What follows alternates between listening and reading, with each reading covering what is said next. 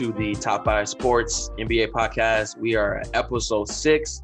We are at the All-Star break, essentially the halfway point of the season, and we got a lot to cover. I'm here joined once again by my co-host Eric, my boy. What's good? Sipping on a little vino for this special pod. Hey man, unofficially sponsored by Luke Belair tonight, y'all. Okay. It is All-Star weekend, so I gotta get in the mood. Set the mood right. They're gonna be getting crazy down there in Atlanta, right or wrong, given the pandemic. But I have to get it right. But man, what's up, man? How you living? Man, I'm living, man. I'm real excited to get into some hoops talk because I feel like our last pod, like I said, it's always something going on. But some of the things that have been going on, like these last slate of games throughout this week were really good. You got the All-Star selections, and then like the draft, which was hilarious. We're going to get into, but like we do every week, we're going to start off our podcast covering our Chicago Bulls because we are Chicago-based. We love our Bulls through thick and thin, and this year they haven't been too bad to talk about because they're very, very watchable to say the very least. And since this is a little bit of a All-Star special, we'd be remiss not to mention the first All-Star on the Bulls in quite some time, and that is our boy Zach LaVine. We were pretty big on. Let's go, Zach. I do want to, before we go too deep into Zach, did you hear about the story of a lady that was outside of Zach? Yes. Just so I don't know the details, but you sent that to me on Twitter, and I was like, wait, what? Right.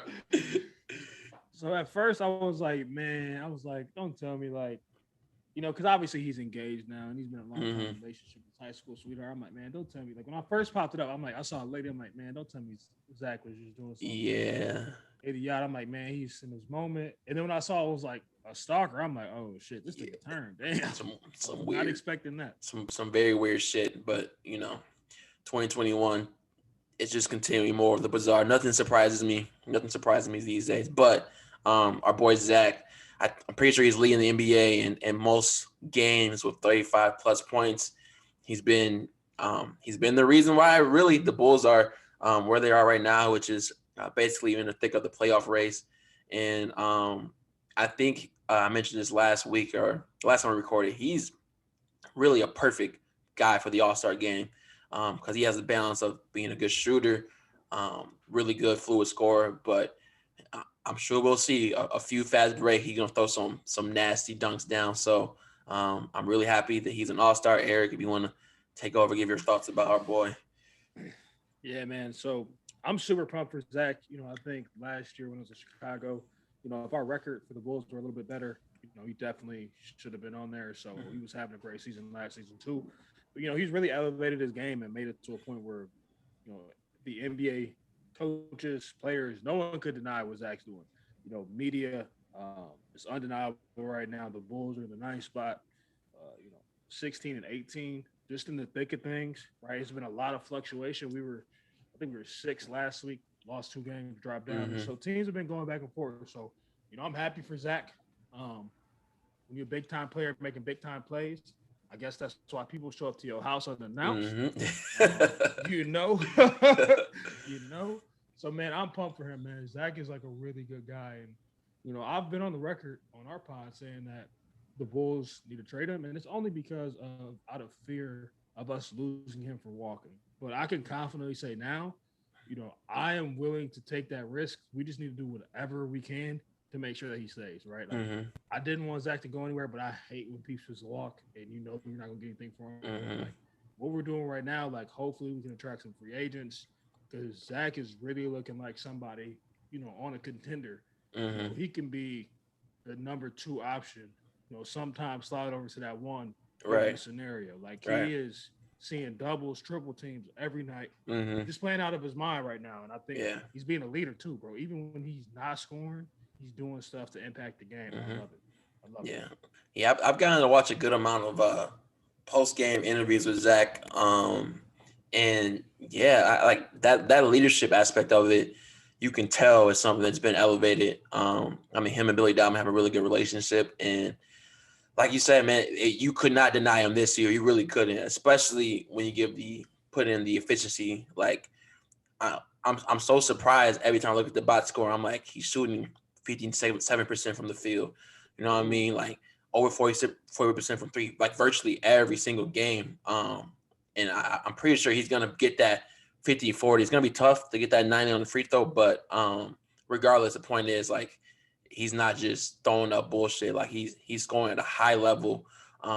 Oftentimes the most targeted player on the Bulls team. Not oftentimes, every game you're trying to stop Zach LaVine, and he's still getting buckets and he's still doing it efficiently. And that's why I think like it was a big reason why you really couldn't deny him getting that nod this year. So yeah, man, kudos. I mean, I can't say enough good about LaVine, and I'm happy he's a Bull, man. I got a jersey on the way as well. I got the black with the pinstripes with the Jordan logo. So I thought I would show him some love. Okay, I like it in that aspect as I well. like it. So I like it. Yeah. Unfortunately, due to branding rights, I can't rock that anymore. But I will rock it in spirit. But man, last thing about Zach, man, like I really love the way the Bulls, introed him about being an all-star. So he already knew, but they basically put him on a Zoom and had like different people come on. So his parents came on. Then, Jamal Crawford, somebody else from Seattle,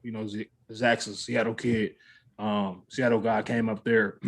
Then he talked to Jamal for a little bit. Then his teammates started popping on, man. And it was nice to see all the people love, the people that genuinely cared and, was happy for him, man. You even saw like Karl Anthony Towns, who Zach hasn't played with in some years now, came in, we were in Minnesota together for a couple of years. And, Zach and Karl, still a great relationship, but seeing Karl like post about Zach, like, I knew this time was coming, undeniable, man. You could just see the love that people have for Zach, for the grind that somebody commits to him. And so, yeah, man, happy for our guy.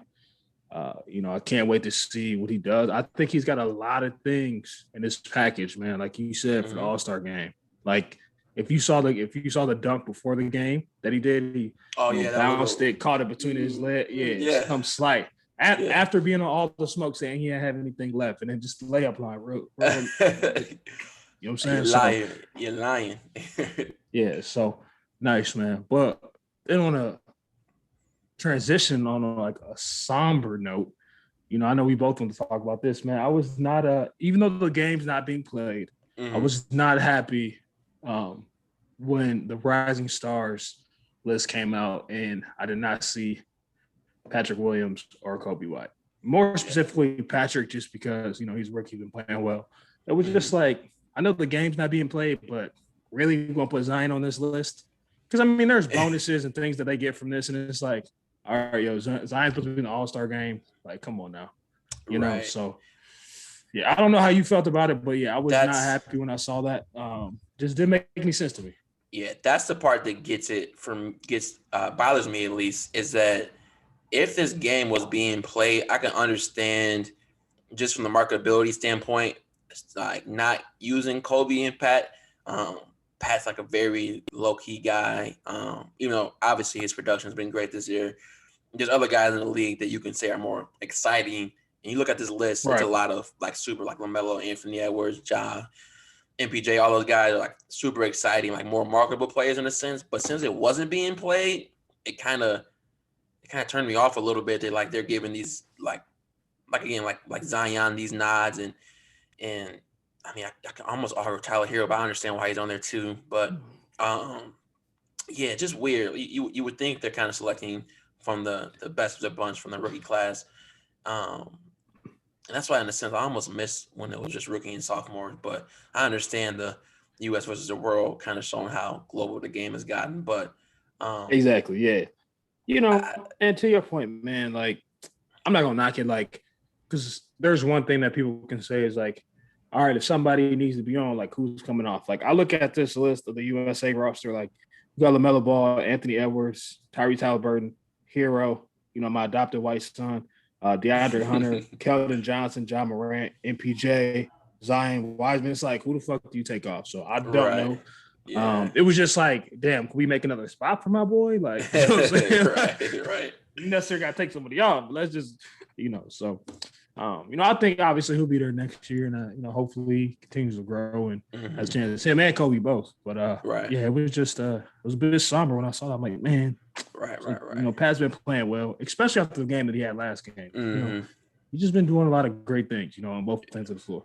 Yeah, and it's a little bit of a segue what I'm gonna talk about next, but he's basically been the primary defender on the opposing team's best player. I mean, give him if that player is a wing, but um, yeah, can't say a lot enough good about P. Will either. And kind of moving along, outside of the All Star game, but still staying within the Bulls. I kind of want to talk about for one, our highest paid player, Otto Porter, and for two, our guy Laurie Markkinen. And it sucks that this is another thing that's kind of hurting this team.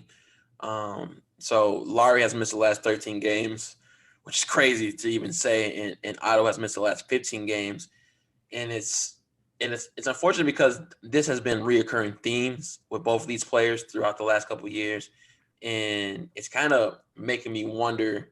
For one, is this going to hurt the opportunity to move these guys and get any type of value back through trade? Because I know Laurie is probably the number one guy that we mentioned in trades, and if you look at his history with the Bulls, it's he has spurts of good play, but can't stay healthy. Otto dealing with back spasms, hasn't seen the floor. He was missing games even before this long stretch. So um, I guess silver lining is how well the Bulls have been able to play without these two, but at the same time, like them not being on the court has been very disturbing. It's been like this underlying thing on his Bulls, either for a positive or a negative when it comes to trade value. So what are your thoughts? How do you feel about those two? Do you even care if those two are back? Because you might imagine if they come back, hopefully that will push the Bulls into being a playoff team more so than what it would. So, what are your Yeah, I thoughts on mean, that? I care if they come back, this season. Like for me, like even though I'm big talking about tanking, um, those who don't watch college basketball, I actually just have a new son. His name's Cade Cunningham. Will be down the pipeline. So had 40 and 11 this past weekend. So like it's guys like that I'm big on. But you never want to see about anybody out due to injury, right? So definitely want those guys to be back in the fold in the mix.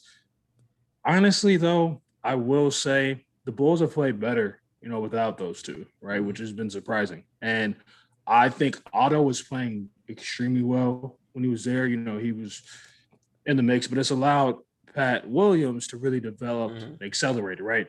Anyone who's been watching the Bulls have noticed that, Pat Williams will start the game or sometimes he won't, but generally he starts and then he won't close games. But now he's finishing games because, Mm-hmm. out of necessity, right? So for me, that's huge. And that's huge for his development because on our roster as it stands, there are only three players that I think the Bulls should move. And that's Zach, Pat, and our boy, Dad, Thaddeus Daddy Young, Johnson. aka Thaddeus Johnson, right? Those are the only three I think that the Bulls should move, right? Like Thad Young is still 32 years old. That's very, I mean, it's not very young in basketball years, but it's still in the prime, right? Like, Mm-hmm. and he has the type of game that matures. It's not like he uses a lot of Yeah, yeah. athleticism. So Right. theoretically, he can play this way, for 3 or 4 more At years, right? least 3 years, yeah. For me, it's like, Lowry, love him. We talked about him a lot on the pod. He was basically 20 and 11, 20 and 10 his sophomore season in the Mm-hmm. league. But like you said, he can't stay healthy. And other thing is he is a liability defensively. He doesn't really like to be in the post, Mm-hmm. so he doesn't like to guard centers. He doesn't like to play down there offensively. So he really limits a lot of what you can do, right? Like if you think about the fours in the league, that's the Kevin Durant's of the world now, right? Everybody's playing Right. small ball. It's tough to go up against those type of guys. Sometimes even LeBron's at the four, right? And Right. it's just that's a tough situation to be in when you're asking a guy like that to guard who already has, those deficiencies on the defensive end. So Yeah. for me, I really think I want them to come back for their own sake. I think, them being out has just been negative because it hurts their trade value. I Mm-hmm. think if they were playing, I think it hurts the Bulls like the way they'd be playing right now, right? Mainly Lowry in this case. I think Otto would help, but it definitely hurts their trade value. I think, before they got hurt, they would definitely have been high trade candidates. Mm-hmm. I don't think either are going to be on the Bulls roster next year anyway. Otto, if he can come back at something favorable, Lowry's an unrestricted free agent, so he turned down that deal. It's looking like he should have taken that now, but we'll see, man. We'll see. I don't really know, but I know the Bulls are playing well without them, which definitely does not, bode well in their favor. That's for sure. Yeah. And I know you mentioned the 3 players you wouldn't trade, but if you ask the Bulls front office, Garrett Temple, it's another guy who's off limits because the Pacers did offer something for the Bulls, and who knows what they offered, but the Bulls like, nope, not letting this guy go, which I like because Temple obviously he doesn't really jump off the page in any aspect. Like, he's solid, but this shows to me that they're valuing veteran presence and like having good guys on the team in an organization who can really help, bring our Kobe's and bring our Pat Williams and all those young guys and Wendell's, bring those guys up to understanding more and more what it means to be in a pro. And we talked about Temple last week and all the cool things he's doing off the court. So sometimes it's important to have those type of guys on the team, even if they're not really dominating when it comes down to production and things like that. So I do appreciate our front office for understanding that there's more to just what you see on the court at all times. So no, that's big. Actually, I had no idea that Indy offered something for Garrett Temple. Man, I do like that because if I had to take a guess, it would have been like, well, he's an expiring contract too. You know what I mean? So it's beneficial. Indy's in the playoff race. So I think they're top 5 right now, to be honest. Top 6, maybe. So, yeah, I mean, like, he's a piece that would be beneficial for them. And Karis LeVert's coming back. So I am glad, to your point, that we said no because, he's just a great locker room guy. We talked about it in the pod last time. You brought it up about him taking the LSAT, right? Like, trying to be a lawyer. And I think that just kind of speaks to the person he is. And, he thinks bigger picture. And that's ultimately what these kids need and some of the younger players we have in the organization. So, yeah, big ups to Garrett Temple, man. Yeah, like that. It's crazy. What's crazy is that the Pacers are a 10th seed. The Pacers are a 10th seed now. Oh, word! Bro. That just speaks to how. But saying a team's a 10th seed in the East is just like they lost 2 games. You feel me? Yeah, well, it's just crazy how volatile this is, man. Yeah, I was gonna say, man, it fluctuates a ton because the Celtics were just like in 9th or 10th. Like, now they're 4th. I want to say last week. Now they're 4th, but the Pacers 16 and 19, and they're in the 10th spot, so that could change anyway. Like, it's literally 2.5 game difference between the 4 and the 10 seed right now, which is crazy. ridiculous. Do you? Yeah, wow. I saw somebody saying that this was a bad thing. I kind of like it. I think it brings more entry to this side of the conference and how there's not. I mean, obviously the Sixers, Nets, and the Bucks are cream of the crop for sure. But outside of that, there's a lot of parity. You just really don't know who's gonna win on any given night. It's kind of leading to good games and close games, and I'm all for that.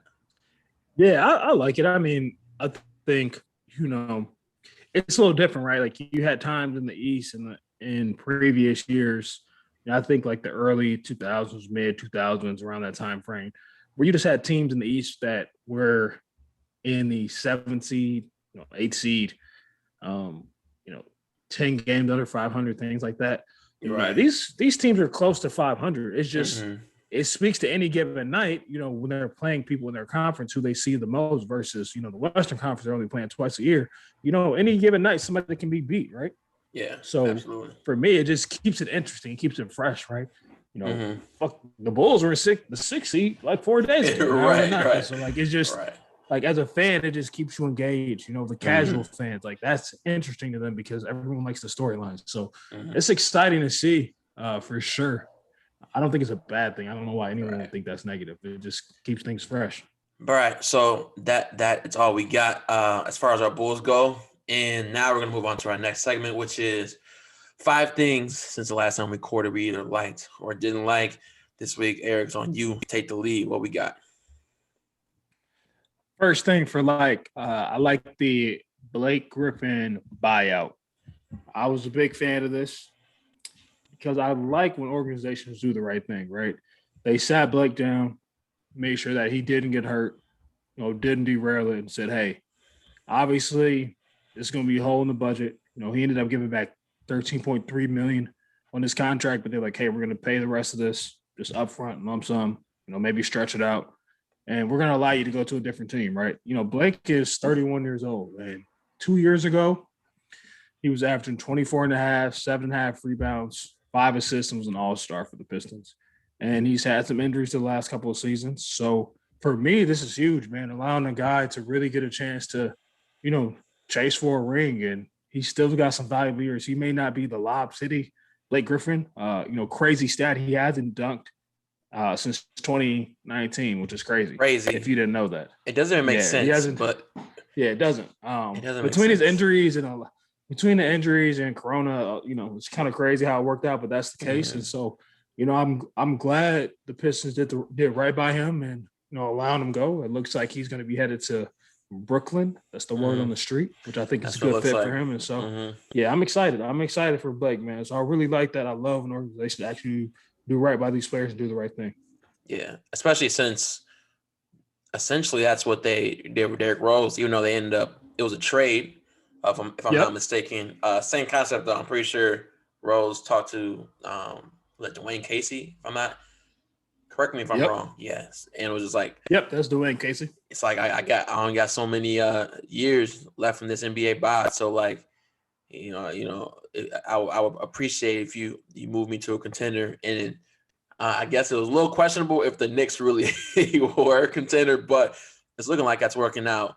As our boy Tibbs is reunited with Derrick and they're doing their thing in New York. But without a doubt, I love this as well. Shout out to the Pistons for doing the right thing, giving Blake an opportunity to get that ring, because he definitely deserves it. It's crazy sometimes how careers and teams could just legitimately just fall off the face of the earth. Like the level in which Blake was at one point in Lob City and the Clippers and them being contenders every year, it's just what it is now. It's just crazy how these NBA windows work, man. Yeah, it's interesting. And it's funny you bring up the Clippers because obviously Blake Clipper staple. Before Blake got to the Clippers were ass. Let's just be frank and honest about it, right? If the Clippers did right by him, I could honestly see him going back to the Clippers right now. But I don't think that's the case because of how it ended.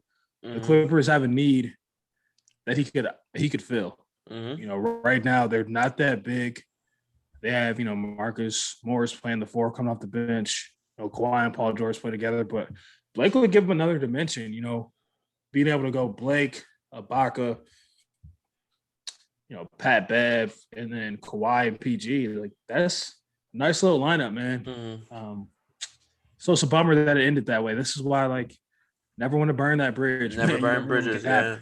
Never know what can happen. So crazy. But yeah, shout out to the Pistons, man. I appreciate them doing the right thing for Blake. That's for sure. For real. And switching over to me, I don't think I've done this in a while, but I don't know. I couldn't find anything this week either. And I know we both can speak a lot to this. And, again, we're at the halfway point in a sense in this season. And, this MVP race is so polarizing. And I'd argue it's one of the more intriguing races we've had in some years, right? I feel like there's in a sense been a obvious answer in the last couple of seasons, but between LeBron, Jokic, and Embiid, and I can speak to a few more players I probably will mention a little bit. There are really good points to make for every single one of those candidates. You got LeBron, who up until this last week hadn't missed a game. I know February he was top 5 in NBA in minutes, leading his Lakers to one of the best teams in the NBA, best team in the West. You got Jokic, who's the player efficiency rating isn't the best, but he's literally posted one of the best ratings of all time. It might be number 1. It's up there with Wilt. I like to say whenever you have anything in the same category as Wilt, because he played in that era, you're doing something incredible. And then Embiid, who, if I had to pick right now, would be my personal MVP. He's been just some of his scoring performances and the dominance he's shown has been just like out of this world. It's been like what we expected from him, but at the same time, it's like seeing it click more and more this year is kind of like you can't deny the 76ers are without a doubt the best team in the East. And I think that last game against the Jazz and when Embiid hit that shot that sent it to overtime and was probably was the biggest reason why they won that game. That was a really good message to send going to the break. They're like, this is my shit to win. And I think about Kawhi. I think about Dame Lillard, who has the Trailblazers as a strong playoff team without their second best player. Um, that's somebody I want to keep my eye on for real. I think Luka, who's kind of turned around the Mavericks after starting really poorly in the beginning. So it's really interesting. I want to know if you had to pick a guy right now who it would be. But regardless, that's something that I really do like, just how unique, especially given like two centers are probably your two favorites so far. But how unique this race is this year is really, really fun. So what do you think? Who you got? Yeah, I would have to go. I would have to go with Joe right now, man. Embiid is hooping. He's playing out of his mind. To your point about the last game against the Jazz are the best team in the NBA right now, record wise.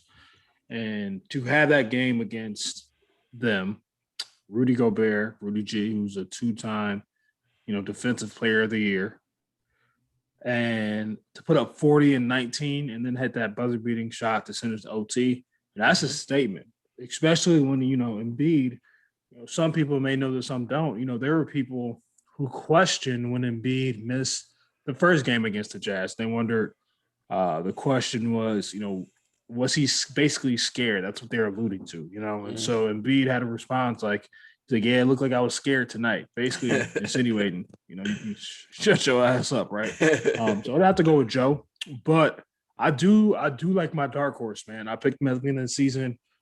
Steph Curry was, my MVP that I would gravitate toward. My dark horse was Dame Lillard, and so I like what Dame's doing, man. If they can get up to that top 4 seed, I mean, that's tough, right? No CJ McCollum, no Nurkic, no Zach Collins. And you're talking about a dude who's just bucket after bucket after bucket, right? Golden State game, clutch. Golden State game. Sacramento last night, clutch. Yes. It's crazy because Dame has gotten to the point in his career where in the fourth quarter, or just, any point in the game, but especially in the fourth quarter, if he has a good look, I don't expect him to miss. No, buckets. It's crazy.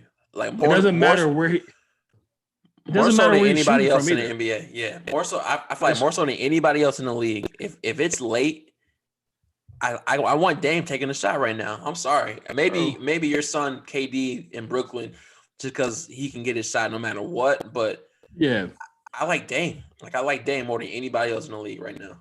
Yeah, it's just he just gets to a spot, man.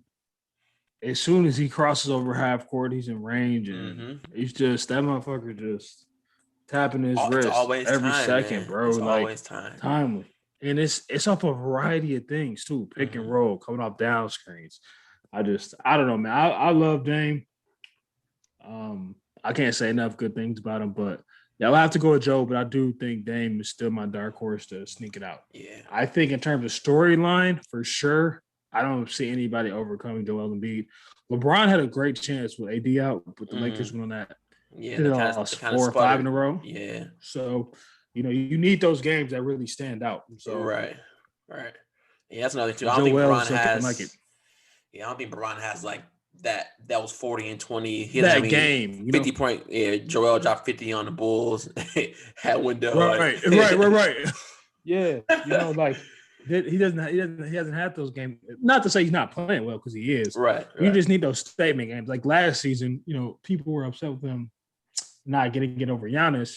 And it made sense because before the lockdown, a Friday and then a Sunday night game, smacked the Bucks, put up a huge game, and then so you need those games for it. It comes down. It's popularity, it's storylines, and so I will be happy to see Embiid get it because I think, if my memory serves me correct, the last big to an MVP might be Dirk.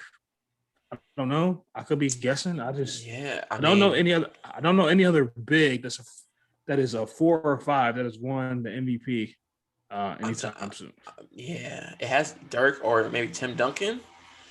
But yeah, Dirk won in 06 and Tim didn't Oh win it yeah, after that. has to be So Dirk then. Has to be Dirk. because you got to think like LeBron won it after 06. LeBron won it like 4 out of the next 6 years or something like that, right? Yeah. Something crazy. Then Derrick Rose has an KD. MVP in there. Yep.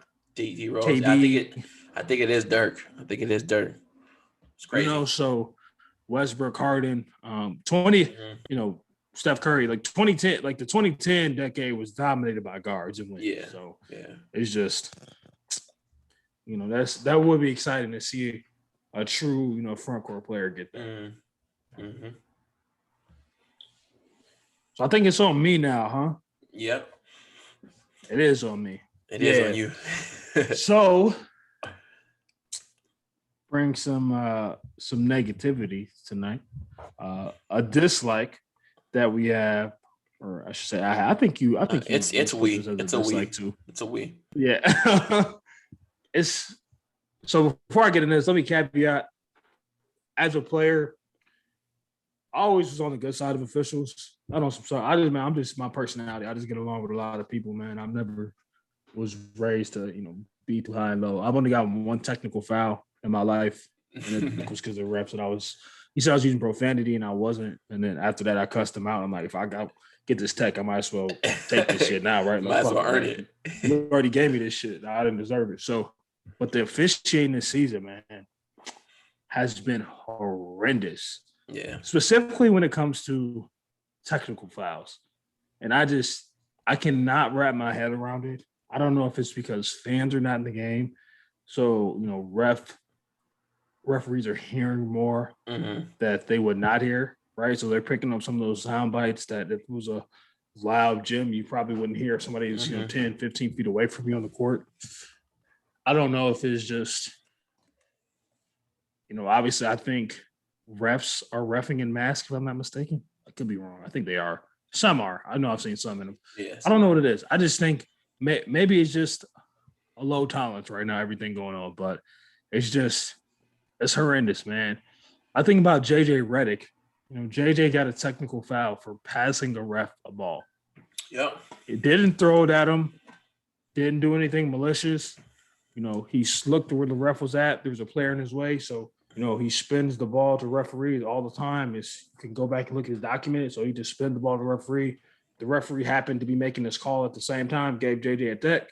And it's like, come on, man. Like, that's incidental. That wasn't malicious. You were 15 feet away from him. He spun the ball to him. It just, at the time that you realized the ball was coming, it was already on the way. I think about, was that last night, 2 nights ago? We were just talking about this with Joel Embiid versus the Jazz, right? I don't know if I've ever seen another player advocate for his opposition to get a tech, and it happened. Like Joel Embiid was literally like, "Yo, you're not gonna tech this man up." In terms of Donovan Mitchell, and he was like, "Tech." Like, I've never seen that happen, bro. And this shit happened. I'm just like, "Are you kidding me?"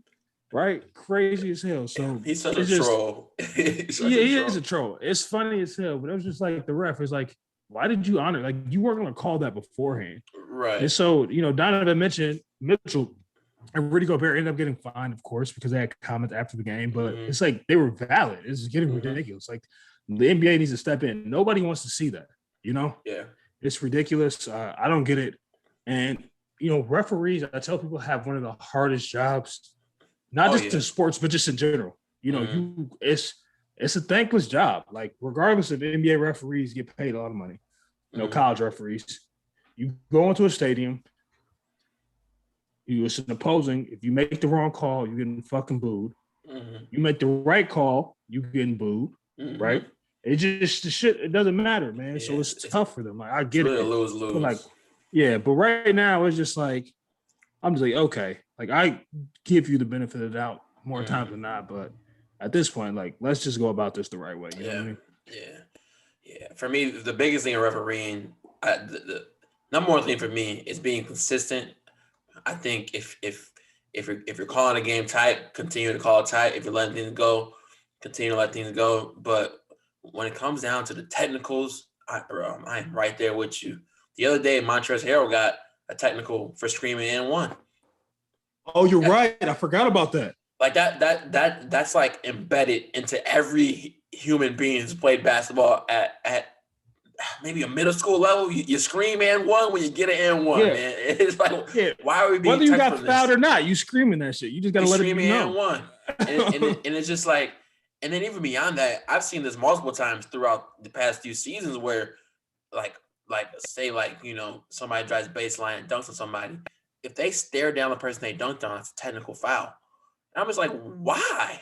like, like, why? Like, you don't want to how it was in the '90s when you had like dudes getting pointed at, and you got Scotty when he pushed Ewan down, stepping Stepped over. over Ewing, yeah. I get that. Or was it Sean Kemp who did like the double point at least? I get that, but like, Yeah. a me look down after a dunk, like come on now, like, and some of it for me just feels like refs sometimes their ego kind of gets in the way of just calling the game, and I understand like there's so much emotion that goes into any sporting event, but especially basketball, given those guys like all those guys have brands. There's just such more like an inflated level of sense of self-worth, and like all that stuff just means so much. So it's like at some points, man, you gotta understand, man. It's not stop taking some of these things personal, man. Like these guys have played enough basketball to understand how difficult your job is. They just want you to in these nooks and crannies, like operate the right way, But Yeah. And, I will say this, man. I think generally speaking, NBA refs, they officiate really well. It's just, I'm going to chalk this up to, this being an odd season for everyone, them included, and working through that and navigating, you know, refereeing in a mask if they choose to do so, and just some of the different things and nuance they have to go through. It just, we could have short nerves in this case, right? So, but something needs to change. That is for sure. Yeah, that's something it has to address, because I could see the way things are panning out now, the way the officiating is going. It can be a pivotal game, whether it's the playoffs or one of the playing games, 7-10. A ref making a call and it's just gonna be like, man, shit's gonna hit the fan. So hopefully this gets cleaned up by the league office, and they work with the officiating crews to get this handled. Figure it out, please figure it out. And to take it back over to the positive side for my last little entry here, something I like is the Dallas Mavericks and the Miami Heat getting their shit together, waking up, and being the teams we both expected them to be. Most people that watched the NBA thought they would be before the season. The Heat have won 7 of the last 8.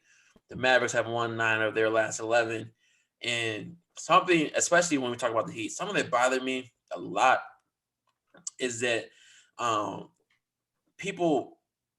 of people this season questioned whether or not what they did last year was only because they were playing in a bubble. And like, I understand that has a small factor, but I personally can't give that too much weight, because at the end of the day, it's not like they're in a bubble playing against other teams that weren't in a bubble. They all had these exact same set of circumstances. And so it's like, I almost think it's a disservice to what they accomplished, because we both watched the finals very closely, and the series before that. I mean, we were both writing on that stuff. Like, they were a well-oiled machine. Like, they were well coached. Like, in a lot of ways, they reminded me of the Spurs, in a sense of like they had very, very good systems in play, to where like they were really getting the best out of their best players. The way they used Duncan Robinson, and a lot of people think if Goran Dragic doesn't get hurt, that series might go 7. It might have a different outcome. On top of Bam, who got hurt as well. I think it's crazy. Jimmy had those type of performances he had in the last 2 rounds, and this season, he's been hurt a little bit, but it almost feels like people forgot who the fuck Jimmy Butler is. And I'm just long story short, I'm just happy that those teams are picking it up, because it wouldn't feel right without Luka and the Mavs in the playoffs, or the Heat, who just had a really good season. They're in the finals and the playoffs, and ultimately, I figured this would happen, but I'm glad it finally got to that point. And it just shows sometimes how, we need to relax sometimes on what we see in the first quarter of the season. Granted, it's a shortened year, so you might want to be a little bit more paranoid, but overall, Right. I'm just happy that those teams are, back to where we thought they would be. Yeah, man.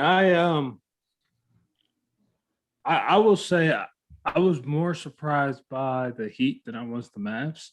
I think the Mavs, even though they've had a ton of issues, just like the Heat in terms of COVID-19 protocols, injuries, for the Heat, they're coming off that run and they have everybody back, didn't lose anybody, so it's a lot of momentum, right? Not to say that I thought they were going to be, sit at the top of the East, but I expect them to be in the top 4, 5 at least, right? So that's tough. That was tough to see. The Mavs wasn't too surprising because the West is fucking loaded, right? Like Yeah. it just has so many people. You know what I mean? I think a lot of people, I talked about this a lot of people forgot who Steph Curry really, really was. And I will say this is definitely a Steph Curry stan club this way. It's my GOAT PG. And a lot of people, even like you start the season, you saw like people like, oh, Steph's washed. And he slowly reminded people like, yeah, this ain't that. So right. Better be careful when you're coming around this way. Right. I'll pack that thing too. So still got it. Got it. Yeah, so it's good to see them bouncing back, man. I just, regardless of who makes the playoffs, I just love seeing people play the best basketball that they're capable of. You always love seeing people at their height, and that's when you get to see the adjustments, right? Like, so it's it's exciting, man. I think it's going to be a great end of the season coming down. This next couple of months, seeing how all this shakes out. Because even though this is condensed, they have to finish everything up. I think it was by June or July. I don't know what it is, but the Olympics are coming up, so they got to finish soon. You know what I'm saying? They got to finish it, yeah. And there's been a lot of postponements, so yeah, man, it's exciting to see, man. And speaking of likes and what we like, man, I think we both not even like this is a love, man. I am such a big advocate and fan of the new All-Star system, allowing the top vote getters to pick teams, man. It is phenomenal, right? Like it takes you back to the days of being on a blacktop, and it's like, all right, we come to the court, we got 5, y'all got 5 over there, we got 5, we just gonna pick up. You know what I'm saying? Okay, maybe we came with our group, but your ass wasn't playing well, so I'm gonna pick this motherfucker up over here. I don't even know. It's just that different vibe, man. I like it a lot, man. It shows you like what the players, how they value people, right? Like, because you think about this, right, from this perspective. Paul George, you would expect him to go, even though he was a reserve, higher than he went, and he was like the 4th to last pick, right? Hilarious, man. You see the commentary between like the TNT crew with KD and LeBron, and you got LeBron talking about I need some size, and then fucking draft Sabonis and Rudy Gobert, who's 4 inches taller than Sabonis, is sitting right there, man. And then just say, we ain't never picked the Jazz NBA Jam, no video games, and no shit like that. Like, bro, that's to me, them sound bites are hilarious, bro. So much comedy. Yeah, so I am so glad the NBA went through this. It's a great format. I don't think they'll change it, but I hope they don't because it is phenomenal, dude. It's so fun to watch them pick these teams. And it's just perfect because, I love Inside the NBA. In my opinion, it's the greatest sports related television show, post game, pre-game. It's the greatest show of all sports. Like that chemistry they got. I know they got some specials going on right now, but they do, the chemistry they got is just top notch. So like having those guys to like kind of interact and mess around with the captains, it's just golden TV. Like it's authentic, man. Like that's what I like about it. It's just a conversation like you and I are having right now, right? Like just people chopping it up and saying what they mean, and it's so funny to see because with them picking teams, it's like again back to that blacktop example. It's like I think who was it? Yeah, LeBron took Ben Simmons, Ben being a clutch guy, and KD was like, "Fuck, damn. Like on air, bro. He was like, shit. He's like, I wanted damn. He's like, I wanted him. Yep. Yeah, I was like, I wanted him. And so he ended up taking Devin Booker, who, we'll talk about this now, obviously. Didn't plan on it. But Devin Booker is going to be out due to injury now. So Michael Conley's replacing him. But, Book, who was a replacement for AD, he took Book, and then Brown was like, shit. Yeah, like, you know what I'm saying? Like, it's just that back and forth, man, just seeing these, two guys, man, who are friends and done so many things together, had these conversations is great. I was happy, man, because this was the first time since this format's happened that I think the teams are like very even, man. Yeah, right? Like, that boy Giannis was smoking picks. Bro, listen, man. I love my son, man. I love my middle son, but that motherfucker cannot pick for shit, bro. Talking about, he would just pick Africans and Europeans, bro. I didn't understand it. And what is going on? Did he not pick Chris Middleton first? I don't know. Yes, he did, bro. Yes, he did. I gotta pick my teammate, bro. With his first pick in the first and in the second round for the reserves. Right. So, first pick, second round, I guess you can call it, right? Right. Reserve, Chris Middleton. Bro, what? Bro. No disrespect to Chris, bro. Great player. I like Chris a lot. He's putting up 50, 40, 90 right now. Yeah, exactly. 21 a game. So hooping, right? But come on, bro. Like, yeah, no. Like Giannis was like, yeah, I definitely need somebody that can, get us the ball, pass. James Harden right there. That motherfucker took like Vucevic or something. I'm like, son. Yeah, bro. No, they did a really good job drafting, for real. And I think LaVine went pretty early too, which I like. He did, bro. LaVine went pretty early too. Yeah, we teamed Durant over here, man. I mean, they got Zach, bro. They teamed Durant. Yeah, in that aspect, yes. You're right. We teamed Durant. You teamed Durant. You can put that Brown love to the side for this. Yeah, it's just an all-star game. But we're basically into our unless you got any more to add about the draft.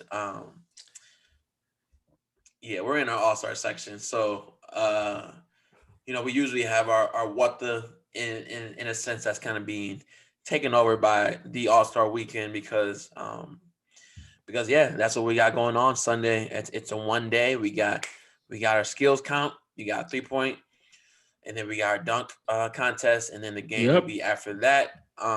In Atlanta, obviously, me and Eric talked about whether or not this should be happening, but that's besides the point at this time. It's happening. We will be watching. We locked in now. I was just talking to my girl. I'm like, yeah, we should do something Sunday around noon. Like, it should be a decently nice day in Chicago. And she's like, yeah, but what about something in the evening? I was like, I'm booked in the evening. I'm sorry. And she's like, what? What's going on? Didn't even tell her what was going on yet. She might feel away if she finds I'm just watching the All-Star game. But yeah, when she hear this, that's your ass. So yeah, I mean, it's definitely gonna be something we're gonna tune into. And yeah, like the way that draft kind of kicked in the weekend, it's gonna be real exciting. And shout out Mike. I am happy that Mike Conley got the nod because like we were just talking about earlier. This is his first time making an All-Star game, and he's been one of those guys that's unfortunately played in the Western Conference where those guards are just so tough, and it's just really difficult to get in. Right. I mean, I think you're starting to see Ceedon McCollum deal with that same thing, even though he's been hurt. But just how difficult it is to make an All-Star game in the West, especially as a guard. And so I think it's a little bit of a hat tip to get Conley in there. On top of the fact that you mentioned this earlier, there may have been a few other players asked, and they'd be like, "Nah, I'm good, bro. I'm gonna sit this one out. I'm gonna go ahead and sit this one out. I'm gonna slide to Tulum like everybody else. You know what I'm saying, bro? I'm gonna go live my life for about a week. For real. But yeah, man, All-Star Weekend. How do you feel, man? You excited about it? I know you are. Yeah, man. Like we talked about it initially. I'm still like here, but I mean, shit's gonna happen. Might as well embrace it, right? So, and honestly, like it's gonna be an All-Star Weekend. It's different because there's no celebrity game. There's no Rising Stars game, and we talked about Patrick Williams getting, in our opinion, snubbed from, right? And so Mm.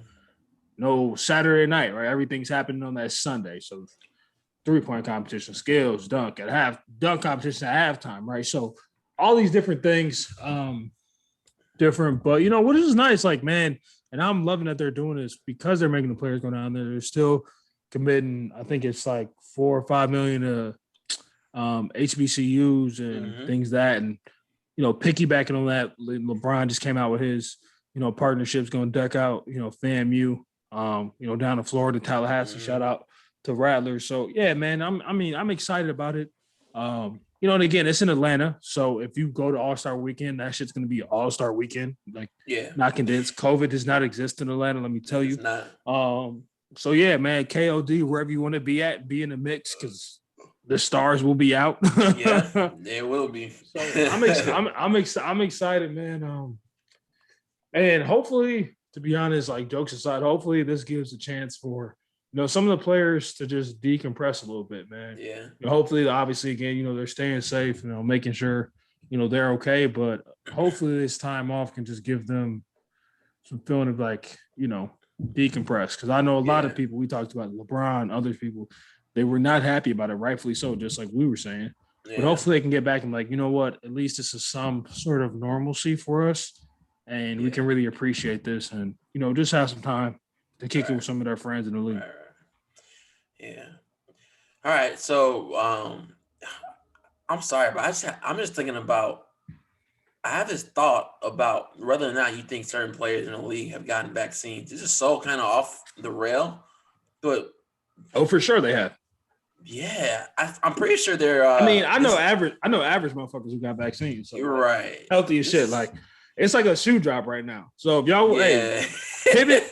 If you want a vaccine, that's just like a shoe drop. You better log on to sneakers app for vaccines. Lock in, get your text alerts on. Right. Bro, I'm telling you, I know healthy people just. I'm vaccinated now. What? How? Like, bro, Google. They got Google Sheets, Google Alerts. Bruh, Bloomberg. It's crazy. It's crazy. Man, not to go on a pivot, but man, Camila, one of our friends, man, we talking to her, and Camila was like, yeah, they're in Target, whatever. Yo, started running down the aisle, bro. Like, so yeah, man. Anyways, long story short, there are players in the league that's vaccinated. That's what I'm for sure. Say. For sure. I think just the optics of it, they don't want to go out and say it. Even though they do. I know Pop was in the ad kind of promoting vaccines just for like, the public awareness and getting the hysteria down. But yeah, definitely vaccine. I'm just thinking that tied in because I was thinking about players' stress levels of playing this game, given what's going on. I'm wondering if that's kind of easing the tension because, more people are starting to get vaccinated and those numbers are starting to go down. So maybe that kind of helps the whole All-Star game kind of be less stressful for players who usually get this time to decompress. But sidebar, go ahead. What do you think? What do you think is going through Lou Williams' mind right now? Lemon Pepper Lou, man. If y'all remember, man, Lou Williams got some heat kicking with the kid Jack Harlow for hitting. I think he was at KOD, man. He's got his own wings down there. I can attest to them. Them shits are fire. No knocking them. So. Listen, but what do you think is going through Lou Williams' mind right now that they decided to go to Atlanta, bro? He's definitely kind of blue right now because he was definitely like he was getting shit from every corner of the NBA. Right? Yeah, what the fuck you doing? Getting wings in the middle of a pandemic, bro. And now they down there. Exactly. Full circle. Yo. Full circle moment. Shout out Lou Williams, bro. Shout out Lou Williams, 6 man. And so to replace our our usual hot takes and predictions, we're gonna go ahead and predict our winners for every event as well as the All-Star Game MVP.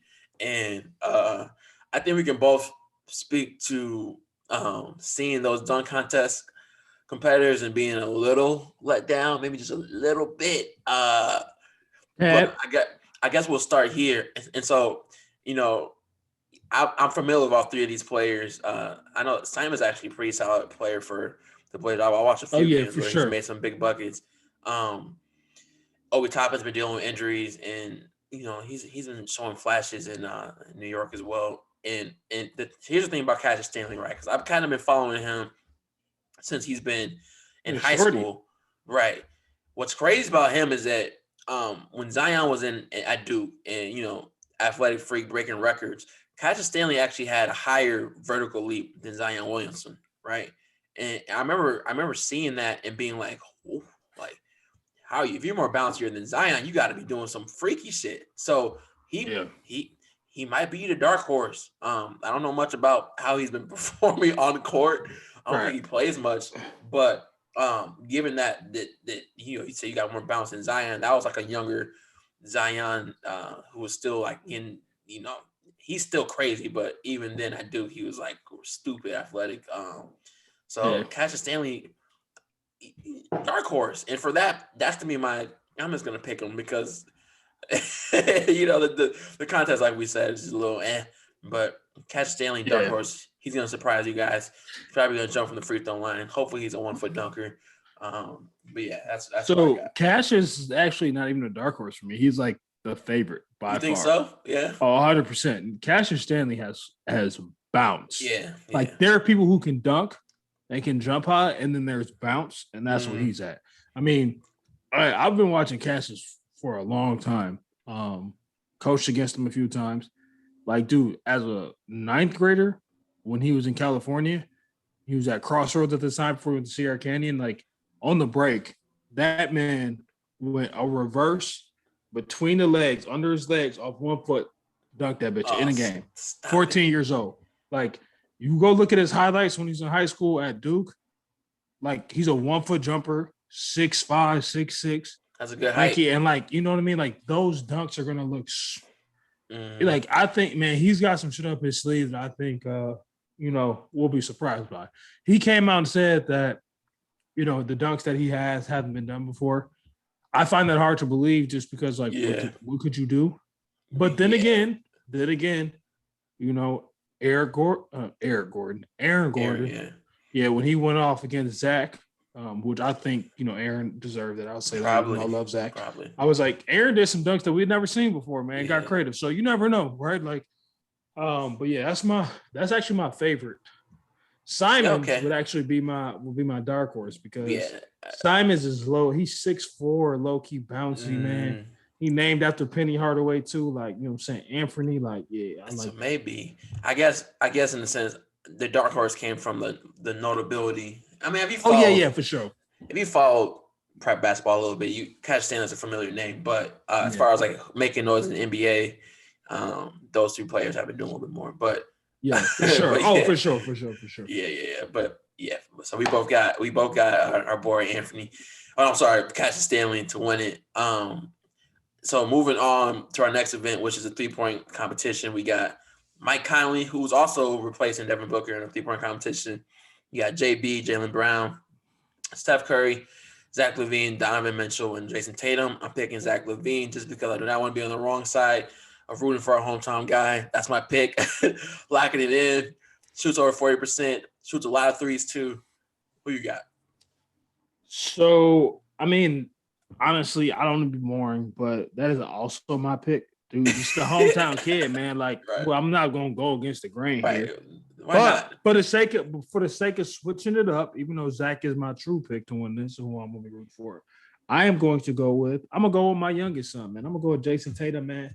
I don't know why. I honestly don't think he's a great shooter. I don't know if his shot is great for a 3-point contest, but yeah, come on, man. We're gonna keep it a family thing tonight. We're gonna pick Tatum. We're gonna bring that back. I'm moving to Boston. I'm moving to Boston. My son there, he told me I could live in a mansion. So we're gonna pick Tatum tonight, man. Yeah, I mean, it's clear that they just chose guys. Well, outside of Robert Covington in the skills competition, everybody that's in the 3-point and the skills competition, they all are playing in the game. So side note, this is the first time the 3-point competition has not had one white person. I just want to call it out. So take that. Whoa, that is crazy. No, it is crazy, bro. Like you think NBA, like you have to go back to your high school days and like he's a shooter. He's a shooter. You look Yep. over, he's definitely a white kid, right? Like Yep. everybody knows that. I was looking at this. I'm like, man, they ain't got the white person where they at. Like, Kyle Wow. Korver. I know Kyle Korver ain't got no minutes this season, but they usually throw him Right. in there. You know what I'm saying? So Shit. funny, Joe man. Harris. I feel like Joe Harris would be here he would be if it wasn't like a COVID All-Star game. But You know what? That's probably a good point, right? Like they're probably condensing it to the people that are already yeah. down there. So, Right. but yeah, I was like, damn, no white people, huh? I was like 2021. I like it.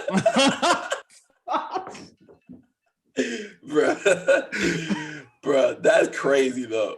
I mean, how many the 3-point competition that has to be at least Bro, I'm telling you, I'm not since trolling. the I swear to 80s. God, bro. Like, Wow, bro. there's been a white person up until this year. I'm not even making it up, bro. I swear to God. Wow, that's hilarious. So, All right, and so for the skills competition, which is a funny one, we might end up picking the same people for everyone, but for this year, you got Rob Covington, which is a very very weird. I feel like I almost should look this up again and make sure I didn't mess this up, but I definitely did it. Rob Covington, Luka, Chris Paul, Julius Randle, Sabonis, who won it last year, and then Vucevic. I'm gonna go ahead and say that this year I have 5-time participant who was number 1 point guard Chris Paul to take it home because I don't think he'll do it again. And he's experienced, and this is one of my favorite players of all time, one of the best point guards of all time. This should be an event for him. So I think he finally gets over that hump and gets his first title in this particular event. yeah, man, I'm gonna go Julius Randle. If you listen to the last pod, obviously this is definitely a Julius Randle pro camp over here. Mm-hmm. I like what Julius Randle is doing. I think the bigs in the skills competition get a lot of love. Quincy and I talked about this beforehand, but the guards kind of like disrespect them when they get matched up towards the end, and they kind of like go half speed, and the fucking big dudes just start fucking moving and like making every pass, every bounce pass. They make their 3 on the first attempt. So I like Julius, man, shooting 40% from 3 this season, averaging close to 6 assists. So I like it, man. I think Juice is I like Juice to take it home this year. He is truly a skilled player. Truly a skilled player. And then for the arguably the most important, one of the most memorable, some could argue Dunk might be a little bit more memorable, depending on how good the contest is. But the All-Star Game MVP, which, if I'm not mistaken, that is getting named after Kobe, right? Yes. And also another question: are they doing the same scoring system as last year? Yes, but I don't know if they're using 24. It's still, if anyone is familiar with the TBT, the basketball tournament, they do like they call them the Elam ending. Basically, let's say one team has 85, another team has 82. When it gets to fourth quarter, 4 minutes, they shut off the clock. Say the point mark is, the first person to get to 92, right? Because 7 points from the highest score. So they're doing something similar to that. I don't know what exactly. They may do 24 again. But man, I liked it last year, man. It was competitive, dude. Like it was rocking, right? Like, you know what I mean? Like people were locked in because it was different. It was just, damn, like, are we gonna let this team who's up 10 now gonna beat us by like 30? Right. I think with it being named by Kobe, man, people want to play because it's Kobe, bro. Like you don't have a choice, but you can't be on that floor and try to get something named after him and not play hard. So exactly, yeah. But no, that scoring system was amazing because everybody knows, like, you're playing pickup. There's no clock. You're playing to 21, and how tight that joint gets when the other team gets 10. Getting to 11, how tight it gets. On the flip end, they get the call on the petty fouls. I was just hooping on there, bro. Motherfuckers calling fouls on rebounds and shit, but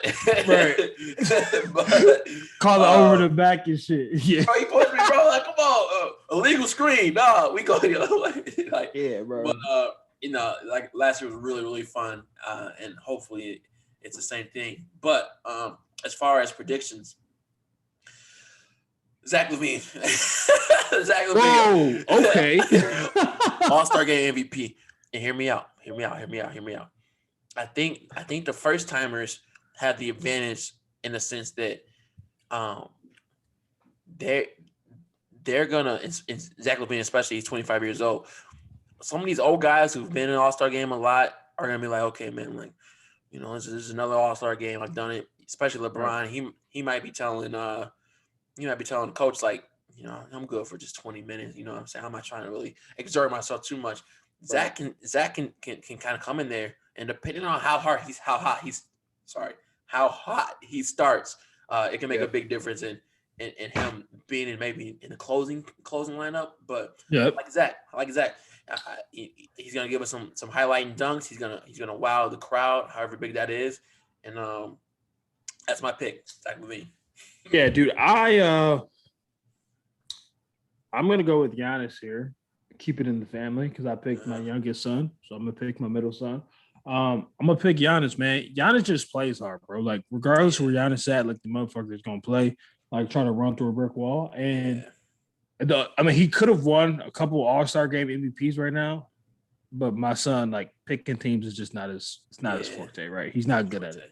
It's okay. Like he's super athletic.